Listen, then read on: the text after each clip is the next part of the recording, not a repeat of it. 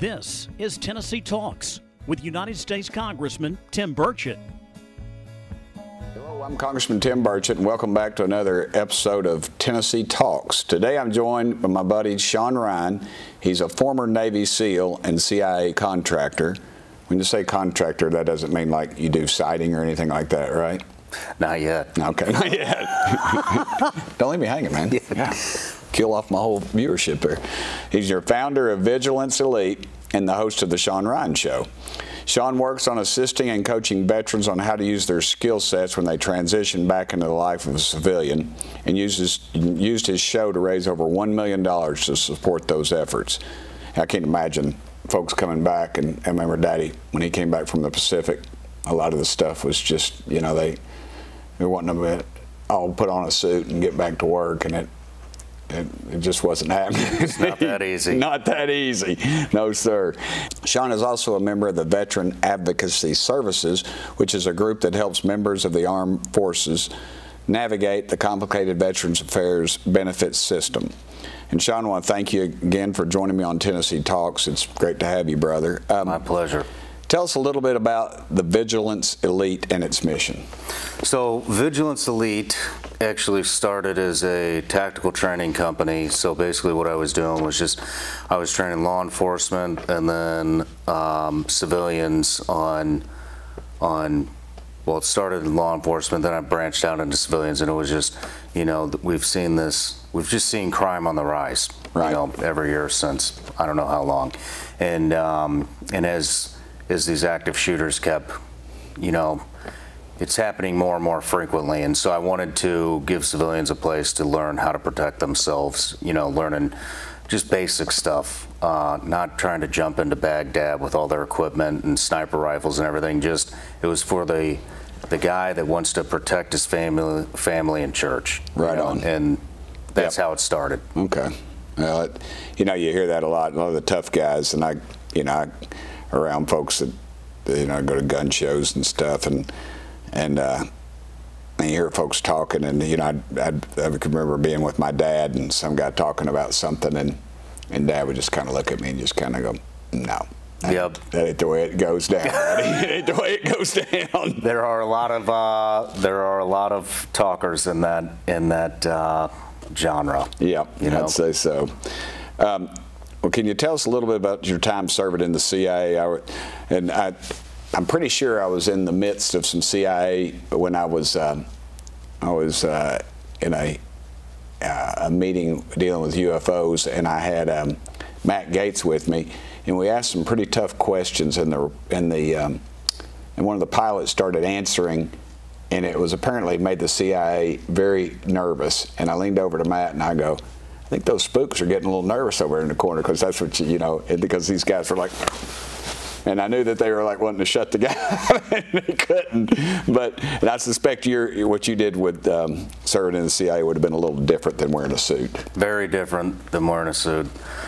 So when I got in to the agency, it was actually for kind of a protective type role. So basically when I joined, when I got in there, basically what they had was, you know, CIA, we had a long period of time in the U.S. where there was no war. You know, right. we had a couple things. We had the Escobar thing, Noriega, Somalia, Desert Storm, but those weren't really like long, drawn out yeah. conflicts. And so what happened after 9/11 was you had CIA personnel going to war zones where all they're used to is Cold War tactics from, you know, Russia, Cuba, you know, conflicts like that weren't really kinetic. And so you had overconfident, I don't want to bust on them, but basically what it was you'd have overconfident CIA operatives who had only operated in a Cold War environment show up in a wartime environment, and they through no fault of their own, they're still running Cold War tactics, you know. And so basically, right, what you have is, and Cold War tactics don't work in a war zone environment, and so they had to bring in guys like me who could assist these case officers who are digging around for intelligence and trying to recruit assets for information, and they would pair them up with somebody like me. You know, and so there is no actual Jason Bourne out there. Jason Bourne in reality is like two people. It's a CIA case officer and a guy like me. And you put those together, and the case officer interviews, recruits, briefs, debriefs, sucks information out of assets, and then you have the guy like me who develops all the tradecraft. How do we get there? You know, how do we go undetected? How do we detect surveillance? How do we need to pull our own surveillance? And so you combine those things, and that's the product that you get. All right. Wow. What about being a SEAL? What about that to you is most rewarding, and what kind of things have you kept, like not physical things, but the lessons, I guess, that you learned? I could tell you that, but it'd have to be in a skiff. No, I'm just, I'm just kidding. I've heard that many times, and I was like, well, okay. The most rewarding thing being in the SEAL teams, one, I did a pretty short stint there. My career at CIA was longer, but I think the most rewarding thing that I got out of the SEAL teams was, you know, when it took me a while to get to war in the SEAL teams, and when I did go, the most action I saw was in Iraq and Baghdad. And basically what we were doing was we were, at that time, it was around 2005, 2006 timeframe, a lot of conventional forces were getting blown up. So like the infantry guys or the logistic guys, they were getting targeted by insurgents, and they were hitting them on the roads, blowing their vehicles up, killing them. And so one thing that we got tasked with, because there was all these elections going on at that time, was they wanted to bring us in to these conventional units to set up a target package, teach the conventional unit how to set up a target package, how to run sniper operations, how to identify threats. And so we would take them in and run them through everything, setting up the target package, training them how to be snipers, training them what to look for, all the counter surveillance, all these type things. And then we would bring them on the mission where they were getting blown up, where their unit was getting blown up, and we would kill the threat. And so then we would take them out again on follow-up operations. Usually we go out one or two more times just to make sure that we had identified and eliminated that particular threat. Once we killed those bad guys, we would move on to the next conventional unit. And so basically, did you see less fatalities on our part after that? Oh yeah. In fact, afterwards, where I'm going with this is after that deployment, I actually ran into the first team that we trained up, and they had said that, I can't remember how many more guys, bad guys they had killed, but they had not taken one more casualty. Oof. They hadn't been blown up one more time, and their unit had bought them all new equipment, and kind of released the reins to let these guys do their jobs, and they had that had to be the most rewarding thing. It was lives you saved, because we saved lives, and then we trained guys how to do it to save more lives, and that carried on. Remember, my dad talked about one time he was on Peleliu. They were the Japanese were they had this it was a semi-automatic cannon. Basically, it was I'm sure technology now, it's just light years ahead, but they rolled this thing out and they started shooting, and they were on the Marines on the beach, and it turned out when Dad was there, the Marines on the beach were on stretchers. Oh man. And like 100 of them, and they asked for a volunteer, and it's not like, as you know, it's not like in the movies, not everybody had a Thompson submachine gun, so generally the volunteer was him and his buddy Red, and they got up there and they got the guy. But I always, you know, and I talked about it at Daddy's funeral. I said, you know, I thought those 100 people that lived because my daddy got up there and risked his dadgum life, you know, I always wondered what became of those people, because they all just went out all over the country, and they rebuilt the country after the war. I mean, you know, maybe not rebuilt it, but you know what I mean. And I always, when you were telling that story, I was thinking, man, all those lives you saved because you told them how to do it is that's pretty cool. Thank you, man. I know you're big on helping veterans transition to civilian life, and I know you probably had a tough time during that transition. You know, after the war, Daddy told me, you know, he bought an Indian motorcycle, and he just went out and raised hell, rode around and did his thing. And you know, he talked to me about a guy come off the front line one time, this kid, and a lot of times people lie about their age, and he was shook up. He called it shell shock. Now it'd be just PTSD. It was just out of his mind, and no physical, but just, and they gave him a shot of morphine, stuck him on the boat, and sent him home. And that's probably all the care they gave the guy. Yeah. You know, and he was probably an abusive drunk the rest of his very short life. Matter of fact, one of the guys that raised the flag on Mount Suribachi drank himself to death. And we do a very poor job of that in our VA, and there's good people that work in the VA, but administratively, we've got to make some big changes at some point. You know, how have you? How was your transition? It was really tough. Just being 100% open with you, a lot of drug use, a lot of alcohol abuse, destroyed every relationship that I had within my family, all of my friends, and it got to be really lonely for a very, very long time. And well, I'll let you. That's I can keep it as vague or go and I'll go into a little more depth if it's okay, if you want to. I would, because my people, a lot of my folks are veterans, and it'd probably be good for them to hear this, and they probably have family members that are veterans, and it'll help them understand a little bit, if that's all right, unless you don't want to. No, I don't mind. I mean, yeah, I had gotten out. I had zero. I was disgusted with the country because I'd fought over there, and I just came home and didn't like the conversations that were being had. I didn't like the fact that the government was prosecuting my friends for killing bad guys like Eddie Gallagher. I felt a lot of resentment, and then I was dealing with all of my own trauma at the exact same time, and so I actually moved to, I just left. I said, you know, I don't want to live here anymore. I moved to Medellin, Colombia, and did a lot of things I shouldn't be doing down there, but I just wanted to get away. It was a lot of, like I said, a lot of drug abuse, a lot of booze, a lot of womanizing, a lot of that kind of stuff. Got back, decided it was time to come home and clean up, and it wasn't that easy cleaning up. No, I'd say not. Suicide attempts. I could not. There's a couple of things that you have to, for veterans, without going too in depth, because we'll be here for hours. Sure. If we go to that dark place. But I would like to give some advice to veterans. And one is, a lot of us struggle with survivor guilt. Whether you were right beside your buddy when he was killed. Yeah, Daddy.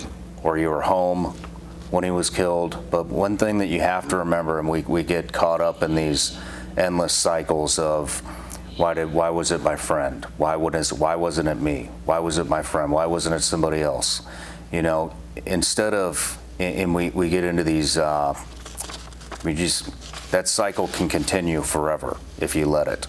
But you have to remember, you know, one, whoever was beside you or whoever died that was in war that you think maybe should have been you and not them, that person, all the people that I worked with that died, none of those men would have been, if you would have given them the opportunity before that specific operation that they were killed on, and you said, hey, I'm going to give you a choice. You can go home, be with your family, with your friends, be out doing anything else that you want to do, or you can be on this operation. Every single person that I served with, there is no other place at that specific moment in time that they would have rather have been than fighting for this country alongside their brothers. And so, with that being said, you have to live your life like you think they would want you to live. If you think your buddy that died in combat, you know, is looking down and likes seeing you suffer because they're not here anymore, I would say you're making a horrible mistake by living that way. I was, a group wanted to honor my father, World War II veteran, combat, Marine Corps, because everybody's dead. There's not many World War II folks left. Yeah. And he was in his 80s, and it was an event at his school, and they were honoring him, and one of the ROTC guys were there that Dad had always helped at the university and stuff. Dad had his red coat on, his Marine Corps, and he looked pretty sharp. I've still got that coat. And they said, it was a surprise, and it was really just honoring my daddy and survivor's guilt. And I remember they said, and we're not here for this, we're here to honor Dean Charles Burchett. And they asked him to come up, and Daddy I've never seen my dad cry my entire life. Wow. He got up and started crying, and I looked across at the guy who was in charge of ROTC, and I was like, whew. And I went up there, and I said, what Daddy wants y'all to know was he's not a hero. All his buddies he left over there were the heroes, because I'd heard him say that 1,000 times. Yep. And I walked off, and we walked out, and I was holding his hand, and I said, and he said, buddy, he said, I need to explain. I said, Daddy, you don't have to explain nothing to me, nothing, because I'd read about where he'd been and how rough it was, and that survivor's guilt is a real issue. Yep. And he was 80 years old, and and it hit him right then. Yep. And so it's the real deal. I get it. You have to live how you think those men would want you to live. Yeah. And they sure as hell wouldn't want you. I mean, they can't live anymore. You know what I mean? They don't want you living in sorrow and drowning yourself in the bottom of a bottle every night. They don't. And the number two thing I think that really would help veterans today is don't be scared to reinvent yourself. You're not going to go back to war. You're not going to relive those times. Even if you could relive those times, they aren't going to be the same as they were. No. It won't be how you remembered it. And so you're probably not physically able. No. I mean, it beats you to death. But you have to be able to set that war bag down and move on and figure out, and it takes time. You have to figure out, what do you like doing now? What's the new impact that you want to make on the world? What makes you happy? And start to explore those things, and then reinvent yourself, and it won't be so hard to leave that era of your life behind. Well, let me go into this next question, because it deals with that. You and we both share a passion for improving mental health services, especially for our veterans. What do you think are the best ways to improve our mental health care system? Got it? That would probably be a good thing. For veterans, or for just everybody? Let's just talk veterans. Just veterans? I think the VA needs to be abolished, and I think that some type of self-care allowance would be a lot more helpful than forcing people to go into a VA where they have, and I'll probably get some flack for saying this, but let's be honest here, government positions usually don't have very good accountability, which creates piss poor service. What I think they ought to do is, you all have what's that, DD 214 or whatever. You carry that around. You ought to be able to go to any physician, any medical care facility in the country, and be reimbursed through the VA. And that's all the VA could. If the VA's got to exist, it ought to be just an insurance company. Yep. Because it's just, they're built in areas where they're politically, it's a political coup to get a VA hospital in your area. It's all, and it shouldn't be that. It should be driven by population, and it's not. I've had more friends die from drug overdoses than I have in combat, and I was in war zones for 14 years. Wow. And worked at the highest level that you can work at as a war fighter, and a lot of that stems from being lenient with or pushing prescriptions from the VA. Yeah, it's easier to put up. That's mental health is a lot of that. A lot of the abuse in that is done through that. It's so bad there that I have 100% disability through the VA, which means free health care. Yeah. Free. I mean, it's not free. I paid a heavy price for that. But I will not even step foot into a VA, and I cover all my own medical expenses and purchase my own insurance, because that's how much distrust I have in that organization. Yeah, it's not free. My little girl got banged up, and her biological father was a Navy Master Chief on the sub. We talked about that before, and I remember some people on the internet were attacking her and me. Well, she's got free health care. I said, brother, somebody paid a big price for that health care. Yes, it wasn't me. It was her biological father, and man, that flew all over me. And I had to hide that tweet from her mama, because that would have been she'd been loading up the truck and heading over. But I'm going to run out of time. The Pentagon, I've called them war pimps, and I know that makes people unhappy, but I feel like they can be too political at times. Do you think they can? Oh, yeah. I think they're being way too political right now with the woke agenda that they're pushing down everybody's throat. Well, you answered my next question then. And this is the final one. This is the one I always hate, and if you don't give a good answer, I'll edit you out. But you get to ask me anything you want. I get to ask you anything you want. Yeah. Anything I want. Anything you want. Not what I want, what you want. Way to put me on the spot here. Who would you like to see the next president of the United States be? You. Good answer. Anything else? Who...